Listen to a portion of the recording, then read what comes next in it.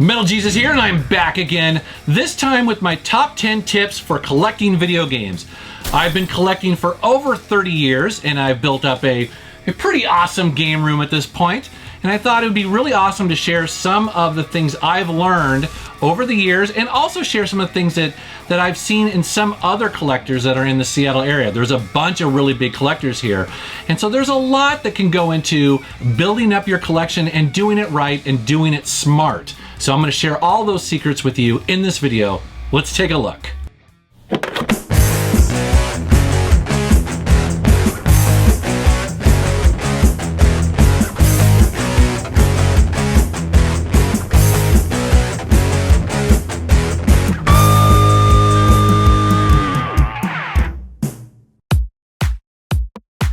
To get started here, one of the most important tips I can give anybody, and that is network.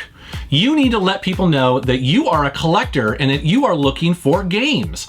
And I gotta tell you, I have been blown away and surprised by how powerful this can be. Let your family know. I have a bunch of Nintendo 64 cartridges back there with my nephew's name on them because my sister was gonna get rid of them and she gave them to me. My wife had a client that was going to move and didn't want any more of his PlayStation 1 games, and so he gave me his entire collection. He didn't want money for it, he wouldn't take money for it, he just wanted him to go to a good home. That's where I got a lot of these amazing PlayStation 1 games like the Lunar Complete and all that, and the Diablos and all that stuff. Letting people know that you are a game collector, I think, is one of the most powerful things you can do. But beyond that, get out on social media and have people looking for you. And what I mean by that is that every collector is a little bit different. See, I am looking for big box PC games.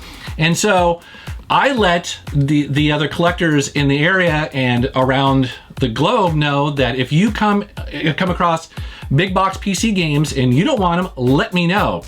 I get tweets from a guy, Machine Games Texas, down in Texas. When he goes into a Half Price Books and he finds big box PC games, he'll send me a text and ask me if I want them or if I need them for my collection. Reggie does the same thing. When he's out in where he lives in Tacoma, he will text me if there's something that I need.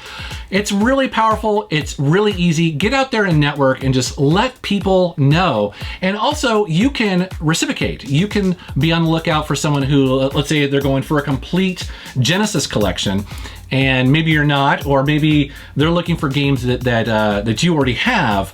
You can be out there helping each other, and that's very, very powerful. Be knowledgeable about the games that you're trying to collect for. Now, that may seem obvious, however, it can be kind of tricky when you're trying to buy games online, especially in a world where there are a lot of fakes and reproduction games out there.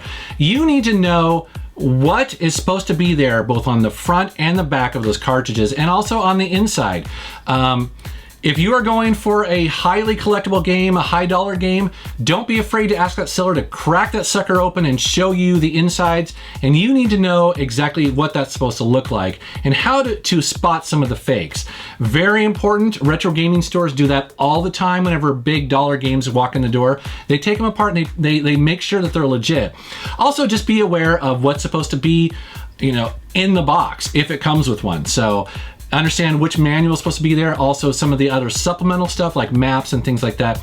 And if you're going for sealed games, well, that's a whole other level because people sometimes reseal games and they claim that they're new or unopened. You need to be aware of how Nintendo actually sealed those games or some other publisher. It can be tricky, but it can be totally worth it. Also, when it comes to knowledge, it's always good to just have some apps on your phone, bookmarked. For instance, I have a couple friends basically that know a lot about games like Reggie and stuff like that, where I can be, if I'm looking at a game and I need some information right now, I can message him really quick. Or on Facebook, I'm part of the Seattle Retro Gaming Forum on there where I can post on there and get an answer really quick from like 30 people. Also, I have some sites bookmarked if I'm looking for general pricing, like pricecharting.com, also eBay I can look up, completed sales, things like that. So it's always good to just sort of be prepared when you are actually, standing there trying to make that decision.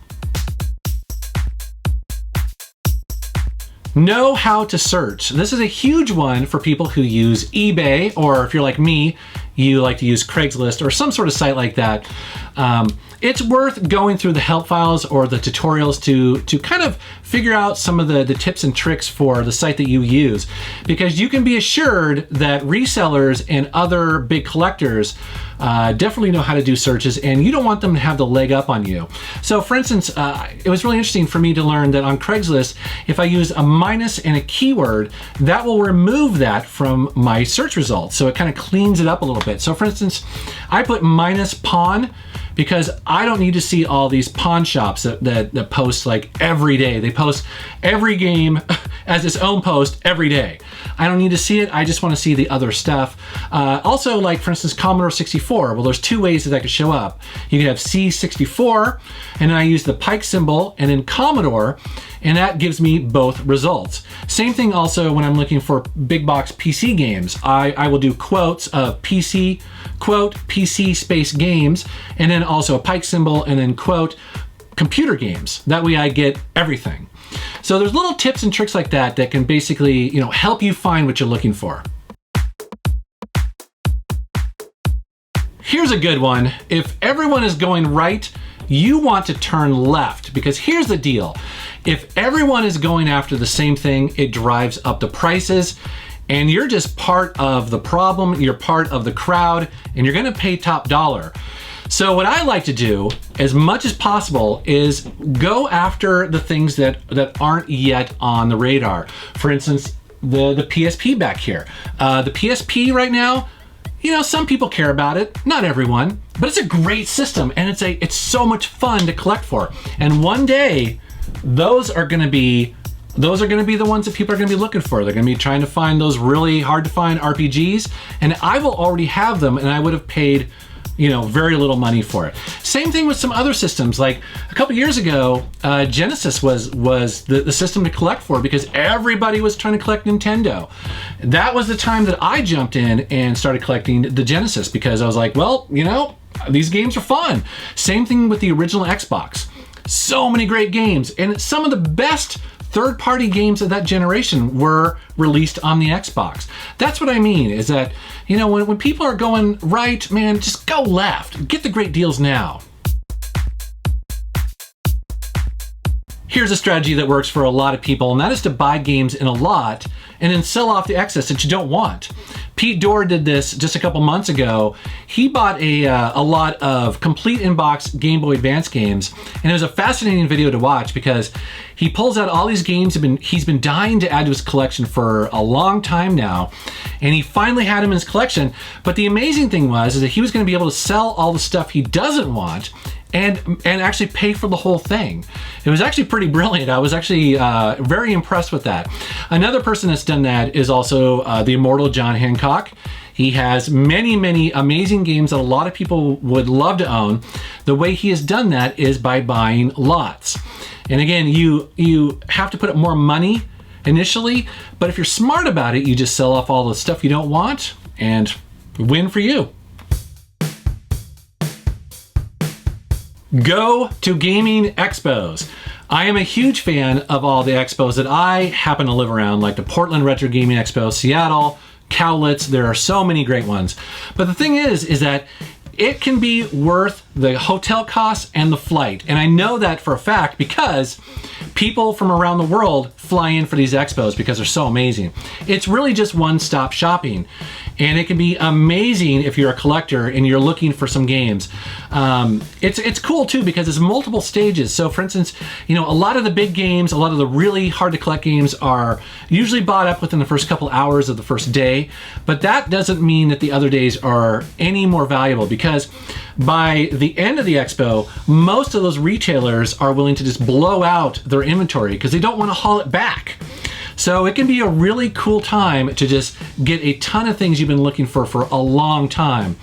Plus, you get to hang out with a bunch of people that are just like you. They're passionate about video games, and often they trade. So even if you don't have a lot of money, but you have a decent collection and you have some duplicates, most expos support trading. So definitely keep that in mind. If you need to, buy games in parts. Big collectors do this all the time. I've run across games where I'm really looking for it, but it's only the cartridge, so I'll buy that.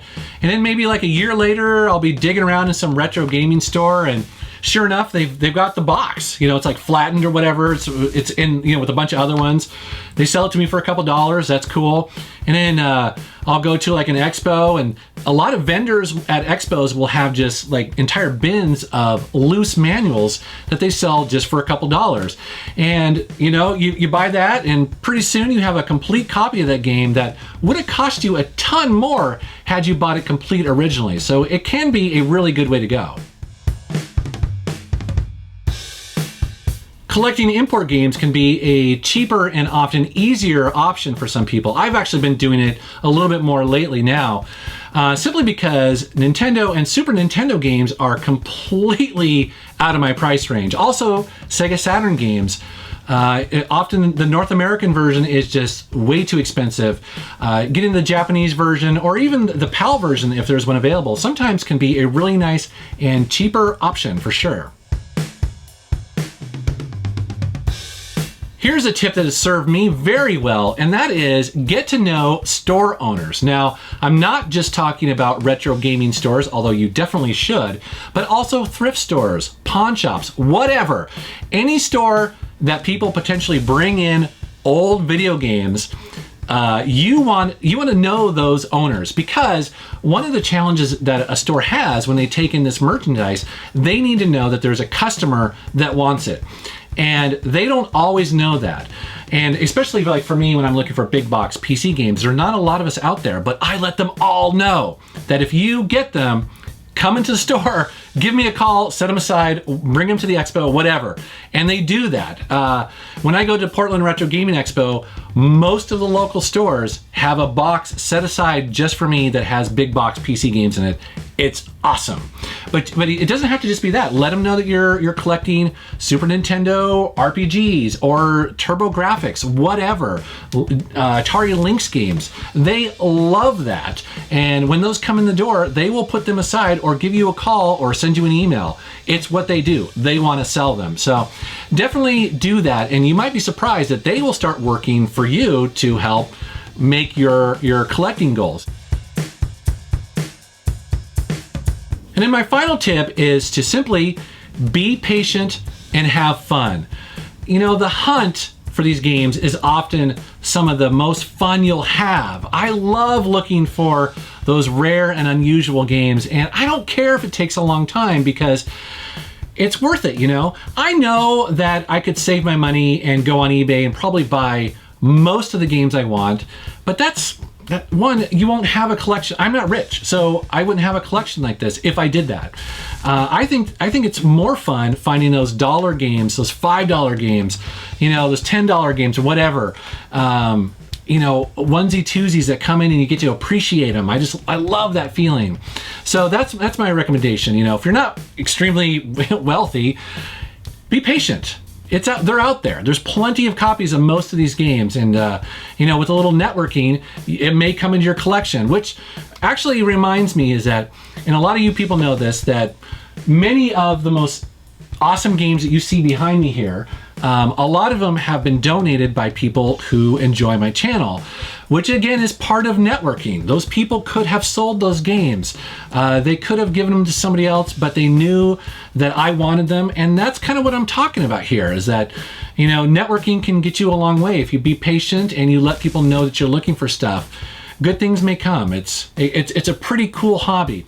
Also too, a lot of these things can apply to other things. If you're looking for action figures, a lot of the principles that are in this video can help you find action figures or stamps or, you know, collectible cars. I don't know, you know, whatever, anything that's out there. A lot of these steps can help you achieve that collecting goal. So anyways, I hope you found this valuable. I'd love to know what other tips you would give me and other collectors down in the comment below. As always, guys, thanks very much for watching my channel, and thank you for subscribing. Take care. If you're new to collecting, well, I happen to have a bunch of buying guides on my channel where I go through all the nuts and bolts of collecting for specific consoles, as well as some game recommendations for first-time collectors. I also have a bunch of hidden gems and a lot of other videos, so please subscribe. I release 2 new videos every single week.